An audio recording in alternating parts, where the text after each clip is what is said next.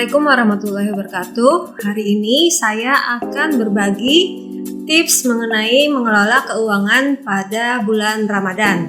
Oke, sebelum saya lanjutkan, perkenalkan diri dulu. Nama saya adalah Juhriyah, SPD MPD.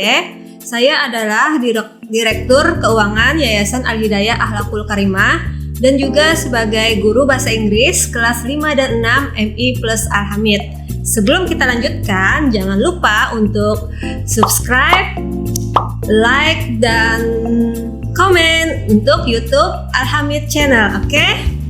Next, mari kita lanjutkan tips mengatur keuangan di bulan Ramadan biar nggak boros. Apa ya tipsnya ya?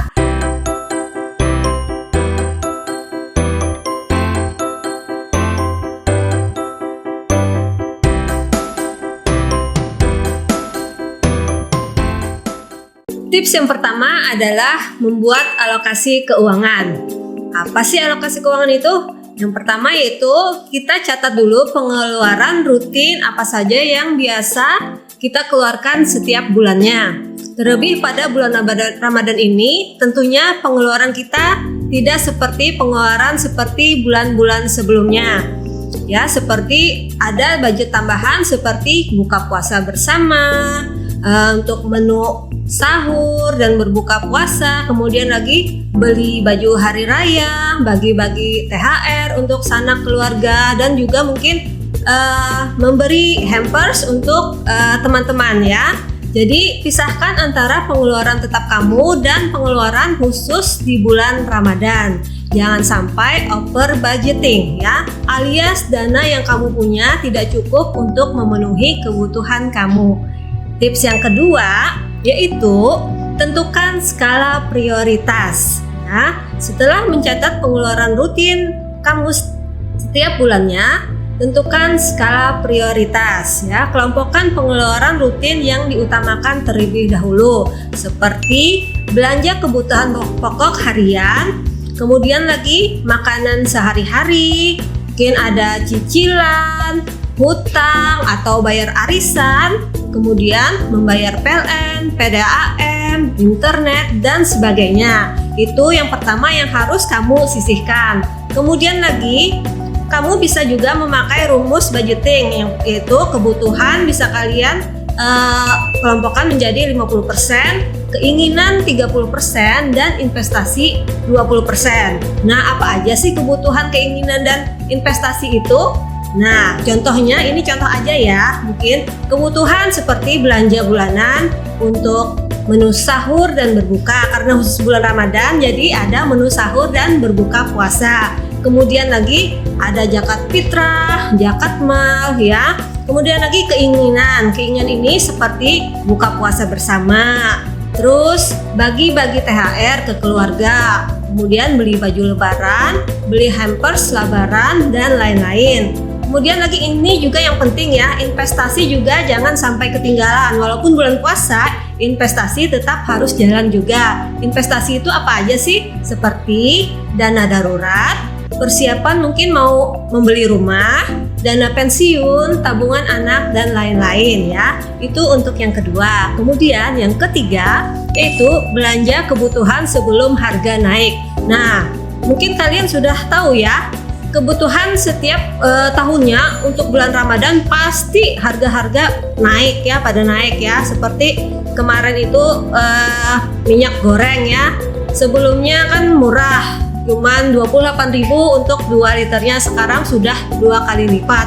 Tentunya dibarengi dengan harga-harga kebutuhan yang lainnya. Nah, mungkin nanti juga pas menjelang menjelang lebaran, harga kebutuhan pasti akan naik lagi. Tentunya iya kan. Nah, sebelum itu terjadi, mungkin kalian bisa pada awal-awal bulan Ramadan ini untuk membeli kebutuhan tersebut, atau mungkin mencari barang-barang diskon ya di toko-toko tertentu, atau mungkin ada yang namanya pasar murah yang sering diadakan oleh pemerintah atau instansi tertentu ya. Jadi itu bisa kalian siasati untuk tidak boros ya.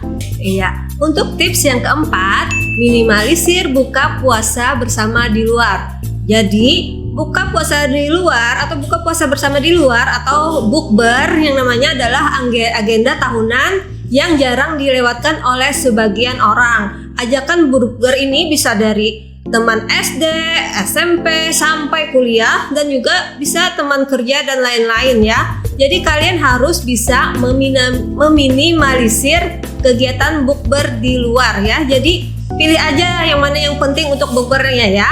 Kecuali bukber gratis ya, boleh didatangi ya. Kalau bayar, pilih-pilih tuh ya. Jangan sampai setiap hari kalian bukber ya. Jadi nanti bisa kalian bisa boros ya. Itu yang keempat. Selanjutnya yang kelima. Untuk kelima adalah masak sendiri menu sahur dan buka puasa. Ya, kadang itu kita kalau puasa ini ya, yang namanya puasa capek ya, mager ya. Jadi lebih baik kita maunya yang ringkas-ringkas saja ya. Kadang malas buat buka puasa, malas buat masak sendiri. Jadi kita kadang pesan lewat aplikasi GoFood atau GrabFood ya. Jadi untuk menghindari boros itu kita bisa untuk memasak sendiri makanan untuk menu buka puasa dan sahur ya. Kalau kamu tidak masak sendiri atau masih tinggal bersama dengan orang tua, makanlah menu yang sudah disiapkan oleh orang rumah ya, itu salah satunya. Kemudian lagi untuk tips yang keenam, berbukalah dengan menu secukupnya ya. Ketika kita berpuasa, kita diperintahkan untuk menahan lapar dan dahaga, juga menahan hawa nafsu ya. Terkadang banyak keinginan kita untuk memuaskan hawa nafsu kita, apalagi ketika sedang lapar-laparnya ya. Kita pasti memikirkan makanan apa sih yang enak buat berbuka puasa ya. Kadang tuh kita berlebihan untuk membelinya. Nah, untuk itu kita harus bisa mengontrol keinginan kita. Berbuka saja dengan yang secukupnya ya, asal kenyang ya. Apalagi kalau kita kekenyangan, perut penuh, kadang kita jadi malas untuk sholat tarawih ya. Jadi itu ya, hindari untuk berbuka dengan menu yang banyak. Jangan sampai mubazir ya, tidak dihabiskan. Oke, yang ketujuh selanjutnya, sisihkan dana zakat fitrah di awal. Momen Ramadan ini kan di awal-awal bulan ya, pas gajian langsung saja kita sisihkan dana untuk zakat fitrah ya. Berapa budget kita untuk sekeluarga, sisihkan itu ya. Jangan sampai dana kamu tidak cukup ya untuk zakat fitrah karena habis buat belanja dan buka puasa bersama di luar ya. Kemudian yang kedelapan, ini yang penting juga ini, hindari belanja saat perut lapar ya. Berbelanja di saat perut lapar itu bisa bikin kalap, bener nggak sih? Ya, siapa di sini yang bulan puasa pengeluarannya malah lebih banyak dibandingkan bulan-bulan sebelumnya ya. Niatnya kita mau berhemat ya di bulan puasa, tapi kadang melihat diskon di mana-mana ya, kemudian menu makanan yang bervariasi ya, dari makanan, kue-kue sampai es-es yang menggetarkan dahaga kita ya, lapar kita, rasa lapar dan haus kita ya. Ketika perut lapar biasanya ketika sedang menunggu berbuka puasa, hindari juga untuk membuka marketplace ya. Jangan sampai kita tiba-tiba check out barang-barang yang tidak kita butuhkan atau kita perlukan ya. Atau mungkin juga membeli makanan secara berlebihan, itu juga dihindari ya. Kemudian untuk tips yang selanjutnya, konsisten terhadap perencanaan yang sudah dibuat ya. Kalian sudah membuat tadi daftar keperluan kalian selama bulan Ramadan yang sudah kalian tentukan skala prioritasnya dari yang pertama sampai yang terakhir ya. Setelah itu kalian harus konsisten ya. Ingat, konsisten untuk berhemat, karena memang kita harus menghindari boros saat bulan Ramadan ya. Jangan terlena, sekali lagi jangan terlena dengan banyaknya diskon baju lebaran atau barang-barang lainnya yang kurang penting ya. Jangan sampai keuanganmu jadi berantakan karena pengeluaran kurang penting di bulan Ramadan ini ya. Oke, itu tadi ya, tambahan lagi ini untuk catatan lagi ya. Think before you buy ya. Jadi berpikirlah sebelum membeli. Utamakan yang pertama ya, utamakan kebutuhan ya. Setelah kebutuhan sudah terpenuhi dan uangnya cukup, bisa kalian sisihkan untuk yang lain ya. Kemudian lagi Apabila penghasilan tidak cukup untuk memenuhi atau menutupi pengeluaran kalian, konsisten untuk berhemat, kemudian tambah keran penghasilan dari rumah. Manfaatkan gadget untuk berjualan online ya. Jadi sekarang ini kita bisa ya sambil di rumah sambil rebahan kalian bisa jualan online ya. Share aja tuh barang apa, foto-foto barang, bisa baju, bisa makanan, ambilnya dari orang lain aja, nggak usah pakai modal sendiri. Jadi menjual aja jadi reseller ya. Jadi bisa itu untuk tambahan penghasilan kalian. Kemudian ingat lagi, esensi puasa itu adalah Allah menyuruh kita manusia untuk menjaga dan menahan diri dari hawa nafsu ya. Iya. Penjelasan saya tadi sesuai dengan ayat Al-Qur'an surah Al-Isra ayat 26 dan 27.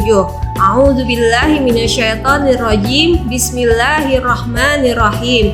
Wa atizal qurba haqqo wal miskina wabnas sabili wala tubadzir tabdzira, yang artinya dan berikanlah kepada keluarga-keluarga yang dekat akan haknya, kepada orang miskin dan orang-orang yang dalam perjalanan, dan janganlah kamu menghambur-hamburkan hartamu secara boros. Oke, itu saja dari saya mengenai tips mengelola keuangan di bulan Ramadan agar tidak boros. Terima kasih atas perhatiannya dan sudah menonton channel ini. Jangan lupa lagi subscribe, like, dan komen channel Al-Hamid. Terima kasih. Assalamualaikum warahmatullahi wabarakatuh.